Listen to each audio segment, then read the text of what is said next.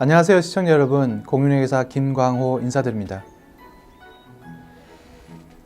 지난 시간에 우리는 표준공제에 대해서 알아보았습니다.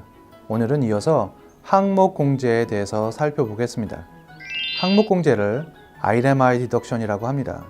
스케줄 A라는 세금 양식을 작성해서 공제할 수 있는 항목들의 총합을 계산하게 되고, 이 항목공제를 모두 합산 금액이 표준공제보다 높은지를 판단하게 됩니다. 그래서 이 둘 중에 높은 쪽을 선택하게 되는 것입니다. 두 개 다 취할 수 있는 것이 아니기 때문에 항목공제에 포함되는 비용이 있다고 하더라도 표준공제를 선택하시게 될 경우 이러한 비용들은 공제를 할 수가 없게 된다는 것을 기억하시기 바랍니다. 스케줄 A에 제일 처음 나오는 항목이 의료비 공제입니다. 전에 AGI의 개념에 대해서 자세히 설명드린 적이 있는데요. 여기서도 AGI가 쓰입니다. 의료비는 지출한 비용 전부를 다 공제하는 것이 아니라 AGI의 10%를 초과하는 금액만큼만 공제를 하실 수 있습니다. 무슨 소리냐? 예를 들어 보겠습니다. AGI가 5만 달러라고 하고 1년 동안 가족 모두를 위해서 지출한 의료비가 8천 달러라고 한다면 8천 달러를 전부 공제할 수 있는 것이 아니라 AGI의 10%, 즉 5만 달러의 10%이니까 5천 달러를 초과하는 나머지 3천 달러만 공제할 수 있다는 소리입니다. 65세 이상은 AGI의 7.5%를 초과하는 금액부터 공제할 수 있기 때문에 조금은 더 많이 공제할 수 있게 됩니다. 대표적인 의료비용으로는 건강보험에 가입하고 지불하는 보험료가 있겠습니다. 그런데 이 보험료를 공제하는 방법이 직장인이냐, 개인 자영업자냐, 아니면 S코퍼레이션의 오너냐 등등 처한 사항에 따라 각기 다릅니다. 이를 일일이 설명하기에는 너무 디테일하고요. 직장인의 경우를 설명하면 프리텍스 베이시스, 즉 세전 소득에서 보험료를 지불하면 공제할 수 없고요. 애프터 텍스, 즉 세금 공제 후에 받는 급여에서 보험료를 낸다면 공제를 하실 수 있겠습니다. 공제가 가능한 의료비용의 종류를 일일이 나열하기에는 너무나 방대합니다. 그 컨셉을 이해하신다면 시청자 여러분도 세금 보고하실 때 적용할 수 있을 것입니다. 의료비용이라 함은 정상적인 삶에 지장을 주는 질병이나 육체적, 정신적 고통을 치료하기 위한 모든 의료 행위, 의사의 처방전을 통해서 구입하는 약값, 의족이나 안경, 콘택트 렌즈 같은 의료 보조 기구의 구입 비용, 그리고 의료 시술을 받기 위해 들어가는 교통비나 자동차 경비 등도 다 포함됩니다.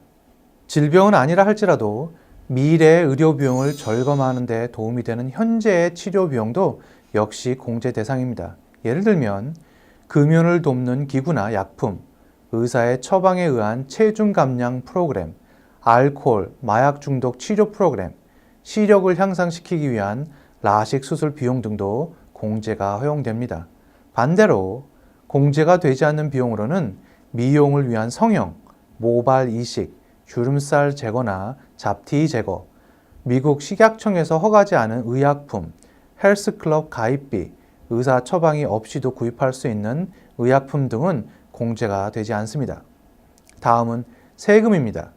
연방정부뿐만 아니라 지방정부에도 우리는 여러 가지 세금들을 내며 살고 있는데요. 다행히 이런 세금들은 연방정부 세금 보고 목적으로는 공제를 할 수가 있습니다. 공제가 가능한 대표적인 지방정부 세금에는 주정부와 시정부에 내는 소득세, 세일즈 텍스, 재산세 등이 있습니다. 이때 주정부나 시정부에 납부한 인컴 텍스와 세일즈 텍스 둘 다 공제하는 것이 아니라 이 중에서 높은 금액을 선택해서 공제하게 됩니다. 뉴욕과 뉴저지는 일반적으로 인컴 텍스가 세일즈 텍스보다 높기 때문에 인컴 텍스를 주로 선택하시게 되십니다. 공제가 되지 않는 세금들도 있는데요. 예를 들면 소셜 시큐리티 텍스, 메디케어 텍스, 증여와 상속세 및 기타 연방정부 세금은 공제가 허용되지 않습니다. 집을 구입하면 세금을 많이 줄일 수 있다고 들어보셨을 것입니다. 그 이유는 바로 부동산에 대한 재산세가 공제 항목이기도 하거니와 모게지 이자로 지불하신 비용도 공제를 할 수 있기 때문입니다. 뉴욕과 뉴저지 일대의 재산세 비율이 높다 보니 집을 소유하게 되면 재산세도 많이 지불하게 되고 모게지 이자도 1년이면 상당한 금액이 되기 때문에 항목 공제를 하게 되면 세금을 많이 줄일 수 있게 된다는 것이죠. 집을 구입하시는 그 해는 셀먼 스테이먼을 회계사님께 가져다 드려야 모든 공제 항목들을 빠짐없이 챙길 수 있습니다.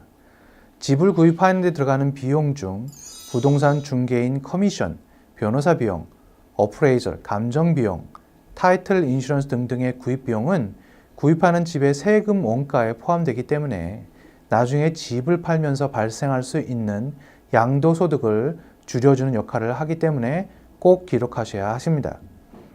다음은 기부금에 대해서 살펴보겠습니다. 제일 먼저 내가 아는 자선단체가 기부금을 공제받을 수 있는 자선단체인가 하는 것입니다. 연방국세청 IRS로부터 자선단체로 인가받은 단체에 제공한 기부금만 공제를 할 수 있기 때문입니다. 혹시라도 하신다면 IRS 웹사이트를 통해서 자선단체인지 확인해 볼 수 있습니다. 일단 기본적으로 교회에 내시는 헌금은 당연히 공제를 하실 수 있습니다. 한 번 기부에 $250가 넘는 금액은 기부한 자선단체로부터 증빙 서류를 받아야 하며 도네이션을 한 후에 소정의 혜택을 받았다면 받은 혜택을 돈으로 환산해서 공제 금액에서 제외시켜야 합니다. 무슨 소리냐? 자선단체의 후원의 밤 디너 행사에 참석했다고 합시다. 100불을 후원하고 입장해서 저녁을 제공받았는데 그 저녁 식사의 적정 가격이 30불이다 라고 한다면 100불에서 30불을 뺀 나머지 70불만 공제를 할 수 있다는 의미입니다. 현금뿐만 아니라 옷이나 자동차, 가구 등 자선단체에 필요한 물건을 기부해도 공제를 받을 수 있습니다. 단, 물건을 기부하고 500불 이상을 공제하고자 한다면 양식 넘버 8238 Non-Cash Charitable Contribution이라는 폼을 작성해서 디테일한 정보를 보여줘야 합니다. 만약 기증한 물건이 $5,000가 넘는다면 공인 감정을 받아서 제출해야 하십니다. 자, 오늘은 항목 공제에 대해서 자세히 살펴보았습니다. 다음 시간에 다시 찾아뵙겠습니다. 감사합니다.